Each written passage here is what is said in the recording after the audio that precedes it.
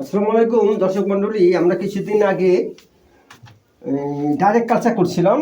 এই দেখেন, direct culture 17 তারিখ করছিলাম, 17/11 পিও 10 করছিলাম, পিও 10 এবং পিও 2 করছিলাম। তো যাই হোক, আজকে আমরা পিও 10 ট্রান্সফার করে দিব মাদারে। দেখেন, পিও 10, এটা হলো পিও 10, আমরা ট্রান্সফার করে দিচ্ছি মাদারে। দেখেন, এই দিছি ডাইরেক্ট কালচার।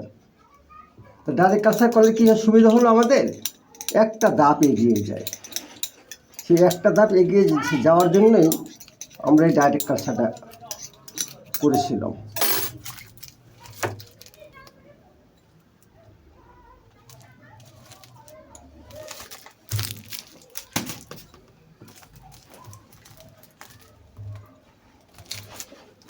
আসলে এটা ছিল গমের মাদার।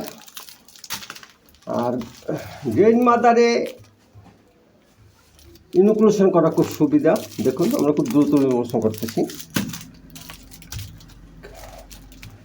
আমার 17 তারিখে পোস্টে কেউ কমেন্ট করছিল যে আপডেট দিয়েন। সেই আপডেট দেওয়ার জন্য আজকে আপনাদেরকে দেখাচ্ছি যে ডাইরেক্ট কালচার থেকে আমরা মাদার বানিয়ে নিচ্ছি। তবে ডাইরেক্ট কালচারের সমস্যাটা হলো, আমি আগেই বলেছি যে যাদের অটোক্লেভ নাই তারা এই ধরনের কাজে আসবেন না, তারা এই ধরনের কাজ করবেন না। সুবিধা হলো এটা। দেখেন কত সুন্দর মাদারটা হয়েছে, খুব সুন্দর মাদারটা হয়েছে। সবাইকে অনেক ধন্যবাদ।